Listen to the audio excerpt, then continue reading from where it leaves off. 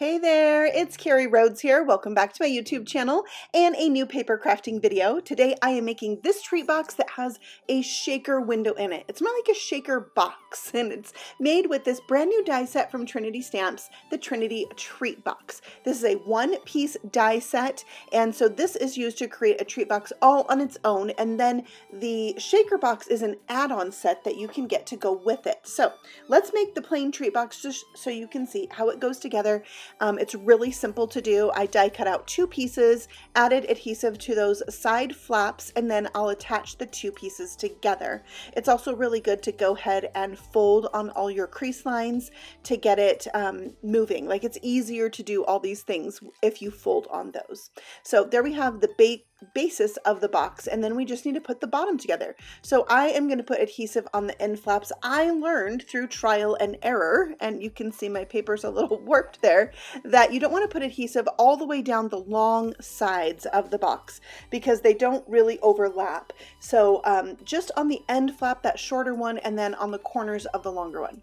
Then you pinch the little tabs together on the handle and put it through the slit, and there is your treat box, just like that. So you could decorate this up and totally have a fun little treat box, but you can use the add-on. It's the Shaker Box add-on 6-piece die set. This right here is going to tell you what each of the dies are for. So you might want to pause that if you're making this on your own and using this as a tutorial. It kind of tells you what each of the dies do. So we're going to use them one by one, and we're going to do the box again. So you can't, once you put the box together, you can't add the shaker window. You have to do it with the box flat hooked together, just like this. So you're going to take this first die. This is going to create the window in the box. It has those wide tabs of the die at the top and the bottom, so you can line this up on your box perfectly with the scored lines, and then it creates this window. And you can see the window spans across the box,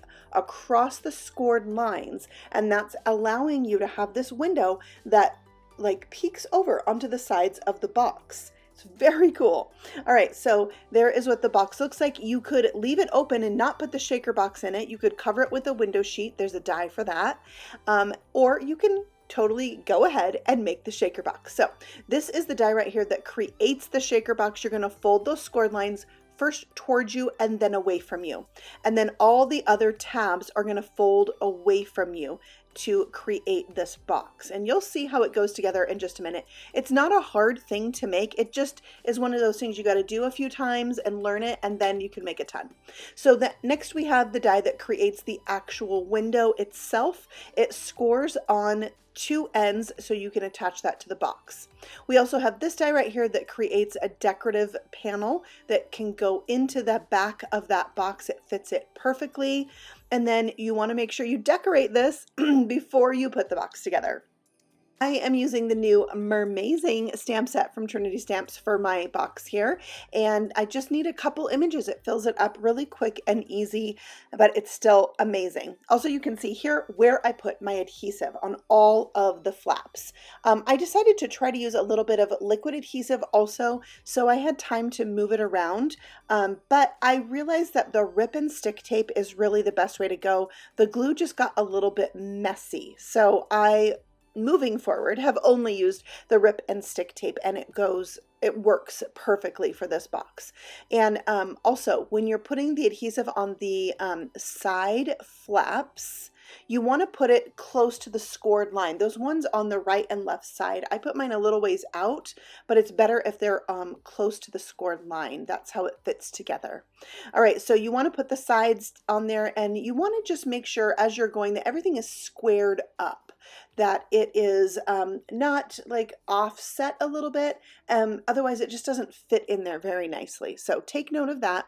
And then you want to leave the top open so you can add your shaker bits. This is the Ocean Jellyfish mix. We have a ton of sequins out right now that you can easily make your own mixes. So anything of your heart's desire you can put inside this box. It has plenty of room. It's thick, so you could put bigger pieces in it as well. All right, once that is in, then you just adhere the top panel, and you have this now box piece, and this is going to go inside of the treat box. So I put adhesive at the top and the bottom and then added my box. You want to make sure that it is between the scored lines on all four sides, so that it's not peeking through that front window. Then you want to add your adhesive to the sides and fold those up. It's really easy to do. See, just like that. And then pinch it down, and then you have your box inserted into your box. And then we just need to adhere the box together so it is closed up. So again, starting with that side panel and then the bottoms.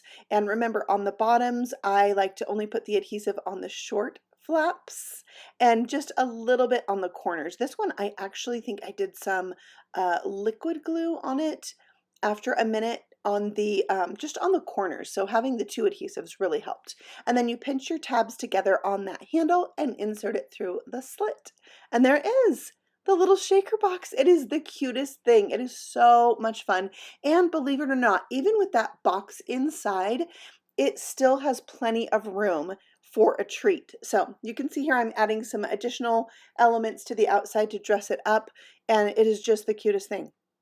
It really is so much fun. So I'm adding some more of those little confetti pieces to complete the look. I love having some embellishment on the outside, and it is so easy to make. Really, once you know how to do it, the dies do the work for you. So yeah, see the inside there? Plenty of room, and it fits a gift card perfectly. So you can put a gift card in there and some candy, and you've got a treat ready to go. Okay, so we're going to do this again. I'm going to show it to you a second time just so you can see some different things. First of all, I did not use this on the previous box, but on this box I added the frame. You can see the die there creates a frame that goes all the way around that window. All right, so here again is how you fold the box, and I'm adding that back panel there as my decorative element. And then you want to put your cute things on the inside before you put your box together. Once I forgot, I made a third box. I'll show it to you at the end. I forgot to put the stamped images on the inside. I had to use tweezers, but it worked. Okay, so here you can see where I put the adhesive, and I'm attaching this. This strip right here that I'm attaching goes between the scored lines. The little tabs are going to go on the other side of the scored line.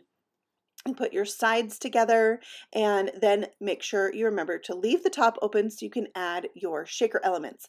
I also found that I liked adding them to the tidy tray, and that just helps me get them in there without making a mess on my desktop.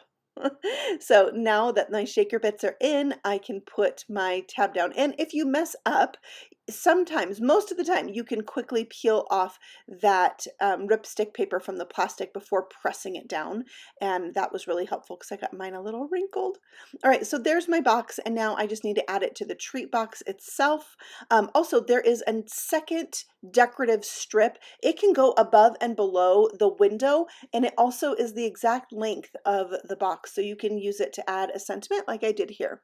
So I thought I would show that to you, but I'll show you the other use for it in my third box that I'm not demonstrating, but just showing you, and it works great for that as well. Okay, so we're centering this on the box. Now here I didn't check the front and didn't realize that part of my shaker box actually shows in the window. So if that happens to you, like maybe I didn't get it perfectly straight when I was putting the shaker box together, maybe I got it off a little bit when putting it in here. I'm not sure, but the decorative element that I used for my sentiment, that die could cover that up. So again, I'll show you that on my orange treat box. Okay, so we put the tabs in, and then we can add some decorative elements to the outside as well. I thought it was really fun to add more images on the outside, and then also a ribbon I think is really cute. I like to tie a bow in my ribbon and then just adhere it with a glue dot to the handle. That way this box can still be opened and closed and nobody has to deal with a ribbon, and it stays there. So that's a really fun way to add a little textured element. Okay, next I have these rainbow, I think they're called rainbow fish, pearlized drops. They are really cool. So I'm adding those in and around my card. They just have like a, a totally aquatic feel to them, right? Yeah, so good. Okay, so there's my second box. I love the sentiment on the back. And here's my third one I was telling you about. You take that long, skinny decorative strip, you can put it at the top and the bottom of your shaker window. And it's just another fun way to dress up this box if you don't want to do the long frame. So you've got choices, right? And on this one, I did stencil on the back. I love that. All right, so here's a close-up look at each of the boxes, and you can see that window. It's so cool how it extends around the sides of the box. I think that's so clever and so unique. So this is going to be one of my favorite things to make, like make a card, make a treat box to go with it. Yeah, I'm pretty sure I'm going to be doing a lot more of these. So stay tuned for those in my upcoming videos. If you are new to my channel, I do paper crafting videos all the time, and you can subscribe and see more of them in the coming days. I will see you all again very soon on the next video. Happy stamping! Bye!